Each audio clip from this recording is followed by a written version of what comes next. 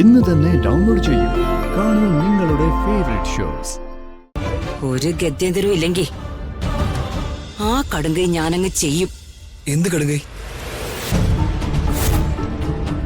രാജുവിനെ അങ്ങ് തീർത്ത് കളയും. ഋതുക്കുട്ടിന്ന് വിളിച്ചാ മതി. എന്ത് പശുക്കുട്ടിന്നാ? പശുക്കുട്ടി ആട്ടിക്കുട്ടിയൊന്നും അല്ല, ഋതുക്കുട്ടി. ഞാൻ അങ്ങനെയൊന്നും വിളിക്കില്ല. ഇതൊക്കെ വല്ലാത്തൊരു വിളിയാ. ഈ വീട്ടുകാരും നാട്ടുകാരൊക്കെ കേട്ടാലേ എന്ത് വിചാരിക്കും? ഞാൻ വിളിക്കില്ല. എനിക്ക് മാഡത്തിനോടുള്ള റെസ്പെക്ട് എന്താണെന്ന് മാഡത്തിന് അറിയില്ല. അതാ. രാജു, ഇനി മുതൽ എന്നോട് ഇങ്ങനെ രാജു റെസ്പെക്ട് ഒന്നും കാണിക്കണ്ട. ഞാൻ രാജുവിനോട് റെസ്പെക്ട് കാണിച്ചോളാം. ഋതിക മാഡത്തിന് ഇത് എന്ത് പറ്റി?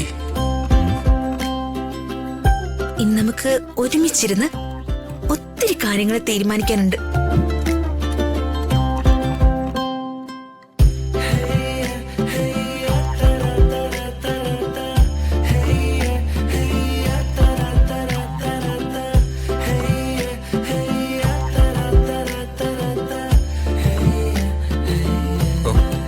എന്ത് കാര്യങ്ങള്?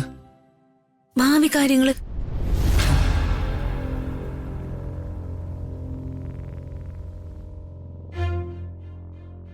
കുടുംബവും കുട്ടികളും ഒക്കെ ആവുന്നതിന് മുൻപ് നമ്മൾ പരസ്പരം ഹൃദയം തുറക്കണം.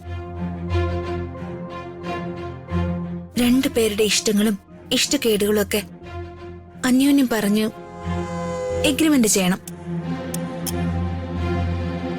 ഭാര്യ ഭർത്താക്കന്മാരാവുമ്പോ അങ്ങനെ തന്നെ വേണം. ഭാര്യ ഭർത്താക്കന്മാരോ?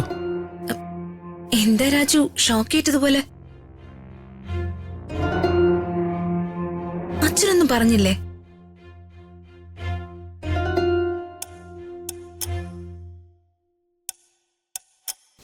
ഞാനൊരു കാര്യം പറഞ്ഞാൽ നീ അനുസരിക്കോ?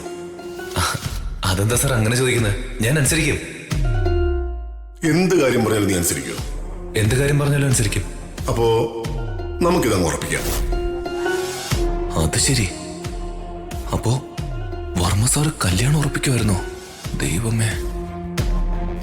എന്താ രാജു, എല്ലാം അറിഞ്ഞിട്ടും ഒന്നും അറിയാത്തതുപോലെ ഭാവിച്ച് എന്നെ ഫൂളാക്കുവാണോ? രണ്ടച്ഛന്മാരും കൂടി നമ്മുടെ കല്യാണം ഉറപ്പിച്ചത് അറിയാത്തതുപോലെ.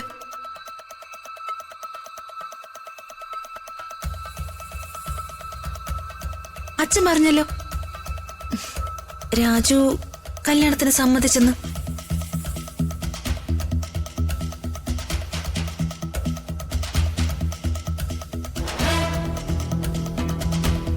Madam sorry.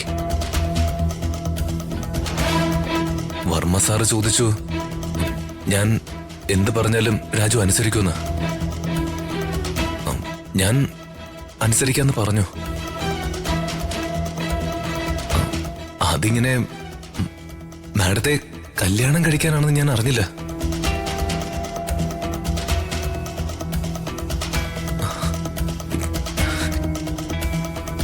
I am extremely sorry madam.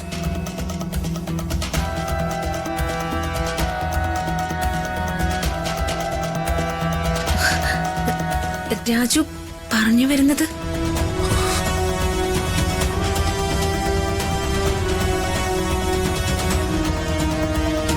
Ritika madam എന്നോട് ക്ഷമിക്കണം.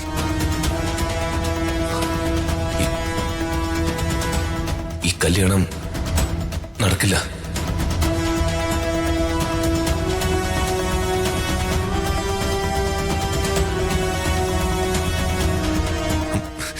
നടക്കാൻ പാടില്ല.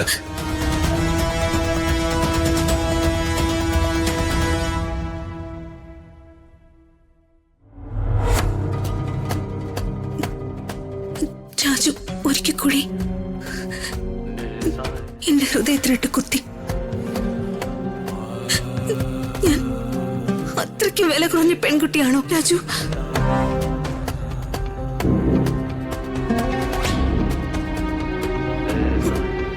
അമ്മ അമ്മയില്ലാതെ വളർന്നത് കൊണ്ട് ഒരു അനാഥ പെണ്ണാണോ രാജു ഞാൻ? എന്തിനാ രാജു ഒരു കാവൽക്കാരനാണെന്ന് പറഞ്ഞ് കൂടെ നടന്ന് എന്നെ മോഹിപ്പിച്ചത്?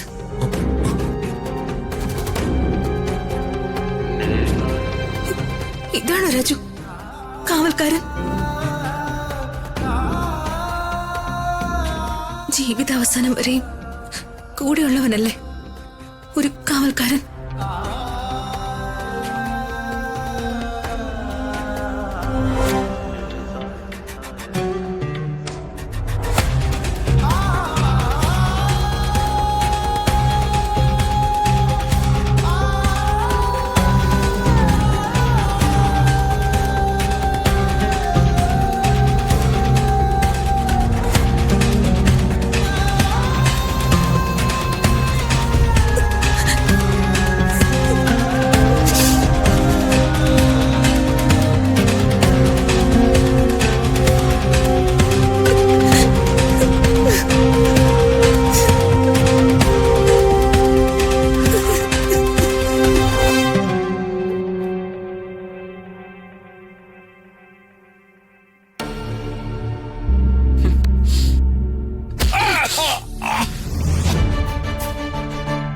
നീ സുഖമായിട്ട് ഉറങ്ങുവാണല്ലേടാ? നീ എന്താ എന്നെ നോക്കി ദഹിപ്പിക്കുവാണോ? രക്ഷയില്ലടാ. ചങ്ങലയിൽ പൂട്ടിയിട്ടിരിക്കുന്ന നിനക്ക് എന്നെ എന്ത് ചെയ്യാൻ പറ്റും? നീ ചങ്കൂറ്റുള്ളവളാണെങ്കിൽ എന്നെ ഒന്ന് അഴിച്ചുവിടറി. അപ്പ കാണിച്ചു തരാം ഞാൻ.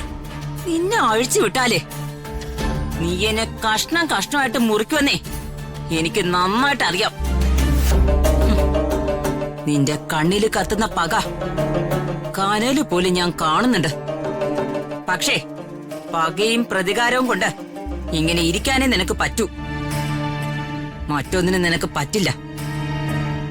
അതിനൊന്നിനും നിന്നെ ഞാൻ അനുവദിക്കുകയില്ല. കെട്ടിയിട്ടിങ്ങനെ തല്ലുന്നതിലും ചീത്ത വിളിക്കുന്നതിലും എന്താണ് ഈ അന്തസ്? നീ എന്തൊക്കെയോ ചെയ്യുന്നു, ഞാനത് അനുഭവിക്കുന്നു. അല്ലാതെ എന്താടി? നീ ഇനി എന്തൊക്കെ തത്വം വിളമ്പിയാലും നിന്നെ ഇങ്ങനെ കെട്ടിയിട്ടിരിക്കുന്നതിനും ഇടയ്ക്കിടയ്ക്ക് വന്ന് തല്ലുന്നതിലും ഞാനേ വല്ലാത്തൊരു സന്തോഷം കണ്ടെത്തുന്നുണ്ട്. ഇന്ന് എനിക്കുണ്ടായൊരു സന്തോഷം നിന്നോട് പങ്കുവെച്ച് നിന്നെ വേദനിപ്പിക്കാനും അതുവഴി എനിക്ക് ചിരിക്കാനുമാ ഞാൻ വന്നേ. എന്റെ മകനെ കൊണ്ട് ഞാൻ കല്യാണം കഴിപ്പിക്കാനിരുന്ന പെണ്ണാ ഋതിക. അവനാ പെണ്ണിനോട് പ്രേമമോ എനിക്ക് അവളോട് വാത്സല്യവും ഉണ്ടായിട്ടല്ല. അവളൊരു നിഷേധിയാ. കോടാനുകോടി രൂപയുടെ ഉടമ. അതുകൊണ്ടേ അവളെ എനിക്ക് വേണം.